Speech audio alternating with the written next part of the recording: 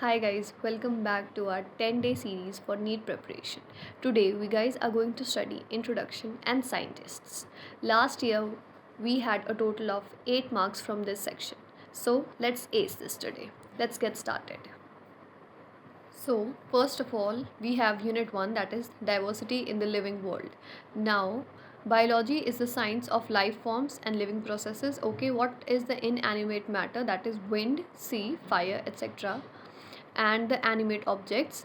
Then we have, this is systematic and it involves identification, nomenclature and classification, and it is the recognition of the sharing of similarities among living organisms both horizontally and vertically, that all present day living organisms are related to each other and also to all organisms that ever lived on this earth, and this is the conservation of biodiversity. Next we're going to talk about the scientist Ernest Mayr.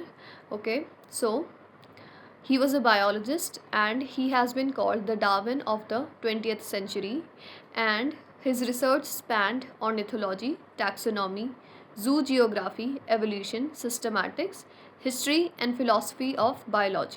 Now, he almost single handedly made the origin of species diversity. He also pioneered the currently accepted definition of a biological species. Next, Unit 2, Structural Organization in Plants and Animals. It includes the diverse forms of life. We have gross structural features, both external and internal. It is the detailed description and it was utilized in the later day as reductionist biology.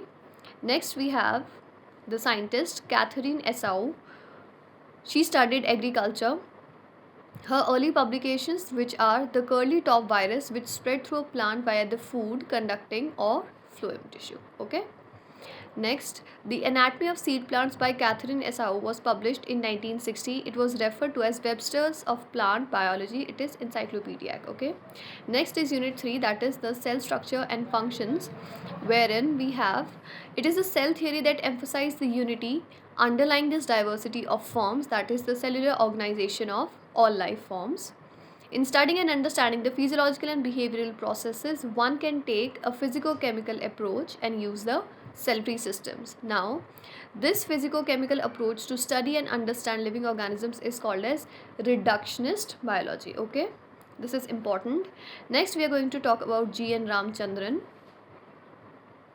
His discovery of the triple helical structure of collagen was published, okay, in Nature in 1954. Then we have the use of the Ramachandran plot rank, and then we have, while at Cambridge, Ramachandran met Linus Pauling and was deeply influenced by his publication on models of the alpha helix and beta sheet structures that directed his attention to solving the structure of collagen. Next we have Unit 4, that is Plant Physiology. One described at organismic and one above level of organization, while the second described at cellular and molecular level of organization.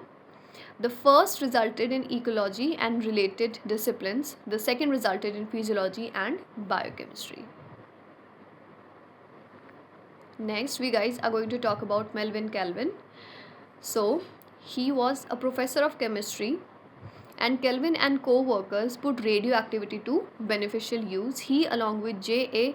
Besham, studied reactions in green plants forming sugar and other substances from raw materials like carbon dioxide, water and minerals by labeling the carbon dioxide with C14. Now, Kelvin proposed that plants change light energy to chemical energy by transferring an electron in an organized array of pigment molecules and other substances. The mapping of the pathway of carbon assimilation in photosynthesis earned him the Nobel Prize in 1961. This is important. Next is Unit 5, that is Human Physiology. Molecular physiology became almost synonymous with biochemistry and biophysics. However, it is now being increasingly realized that neither a purely organismic approach nor a purely reductionistic molecular approach would reveal the truth about biological processes or living phenomena. System biology makes us believe that all living phenomena are emergent properties. Okay, regulatory network of molecules, supramolecular assemblies, cells, tissues, organisms, and indeed population and communities each create the emergent properties. Okay, the next scientist is Alfonso Corti. He was an Italian anatomist. His scientific career studying the cardiovascular systems of reptiles. Later, he turned his attention to the mammalian auditory systems, and then he also published a paper describing a structure located on the basilar membrane of the cochlea containing the hair cells that convert the sound vibrations into nerve impulses, that is the organ of Corti. Next, we have Unit 6, that is reproduction. In this, we have biology in essence is the story of life on Earth. While individual organisms die without fail, species continue to live through millions of years unless threatened by natural or anthropogenic extinction. This is important. Next, sexual mode of reproduction enables creation of new variants so that survival advantage is enhanced. Next, we guys are going to talk about Panchanan Maheshwari. So he was a botanist. Next important point is that he popularized the use of embryological characters in the taxonomy. Next important point is he basically did a lot of research in embryology and tissue culture. Okay. Next is Unit 7, where we have genetics and evolution, where factors are equivalent to genes. Watson, Crick, Nirenberg, Khurana, Combergs, that are the father and son, Benzer, Monod, Brenner. These are some important scientist names. Next, we guys are going to talk about James Watson and Francis Crick. Okay, Watson was for zoology. Okay, you need to remember this. Next is this is a study of the effect of hard X-rays on bacteriophage multiplication. Next, we are going to talk about Crick, who did a thesis on X-ray diffraction, that is the polypeptides and proteins. Next is Unit 8, that is biology in human welfare. Biology is the youngest of the formalized disciplines of natural science. The discovery of antibiotics and synthetic plant-derived drugs, anesthetics, have changed medical practice on one hand and human health on the other hand. Life expectancy of human beings have dramatically changed over the years. Agricultural practices, food processing and diagnostic have brought socio-cultural changes in the human communities. The next scientist is M.C. Swaminathan. Now, he again had a post-graduation in botany. He developed his expertise in genetics and plant breeding. The School of Cytogenetics and Radiation Research established at the Indian Agricultural Research Institute, that is IARI, and his team to develop short duration high yielding varieties of rice. He also did the development of the concept of crop cafeteria, crop scheduling, and genetically improving the high yield and quality with Norman Borlaug, who culminated in the Green Revolution through introduction of Mexican varieties of wheat in India. He is also the initiator of Lab to Land, food security, and several other environmental programs. Next is Unit 9, that is biotechnology.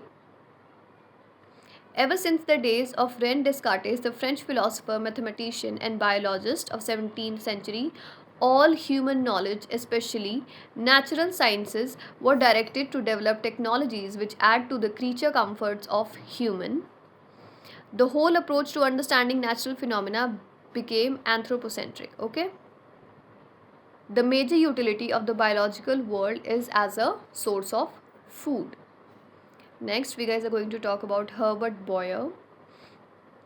So, by 1969, he performed studies on a couple of restriction enzymes of the E. coli bacterium, and the enzymes have the capability of cutting DNA strands in a particular fashion, which leads to formation of sticky ends. These clipped ends made pasting together pieces of DNA a precise exercise, which is basically DNA splicing.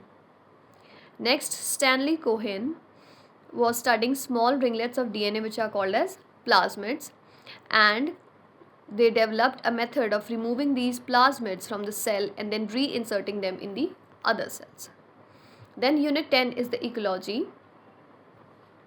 Biology is presented either as botany, zoology, and microbiology, population, community, ecosystems, or even as the whole biosphere. So ecology explains to us all this. Alright, a particular aspect of this is the study of anthropogenic environmental degradation. The scientist we're going to study about is Ramdeo Misra.